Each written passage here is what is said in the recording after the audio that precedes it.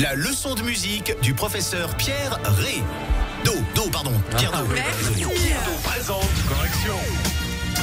Rouge Café, la leçon de musique de Pierre Do. La leçon de musique. Et oui, c'est le retour de notre disséqueur de son qui passe toutes ses soirées, tous ses week-ends à écouter de la musique, à essayer de comparer. Et puis là, oui, toute sa vie. Et là, il s'est arrêté du coup sur la BO de James Bond, celle de Sam Smith. Tout à fait, effectivement. Car ce matin, nous allons nous intéresser à quelqu'un qui normalement n'est pas un voleur. Tu l'as dit, James Bond. C'est un agent secret. C'est pas un voleur.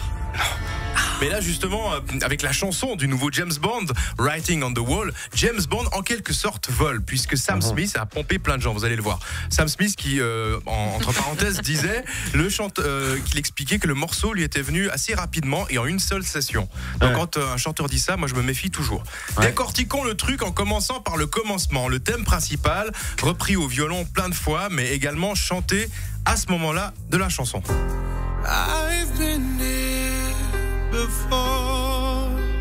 Ah, c'est repris par les cordes après. Ça.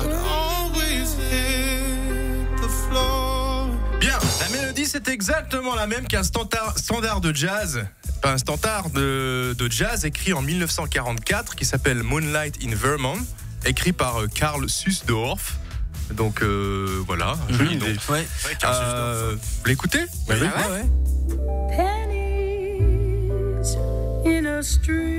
Elle dit pas Penny in the Street là. Non.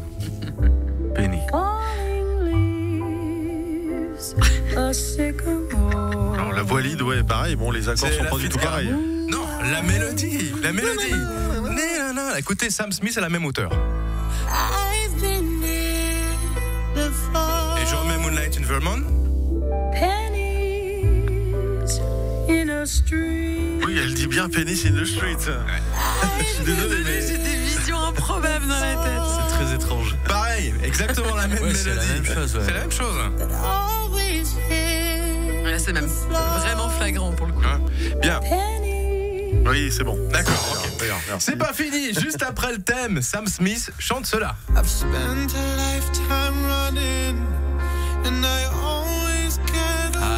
Cette petite montée. Bien sûr.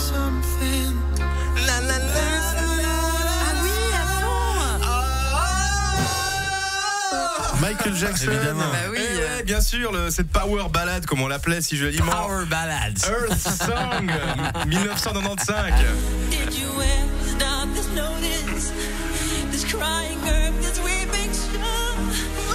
On les met ensemble, ou plutôt La chèvre. on les met l'un après l'autre, et pour le coup Michael Jackson va être un peu plus grave.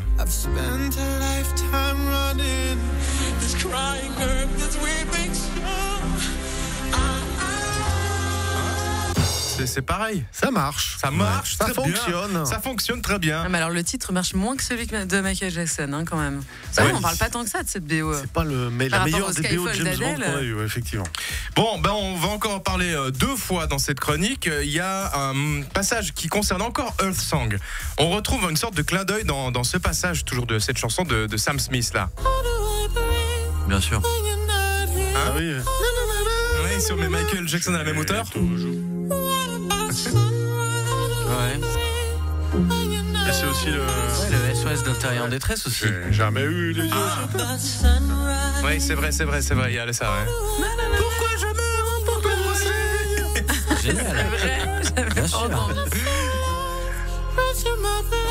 Puis il a bouffé de l'hélium, lui, hein. Incroyable. On termine. Il y a un slip très serré, ça. Il gagne 2 octaves. Je termine logiquement avec le final du morceau de Sam Smith qui fait comme ça. Bon,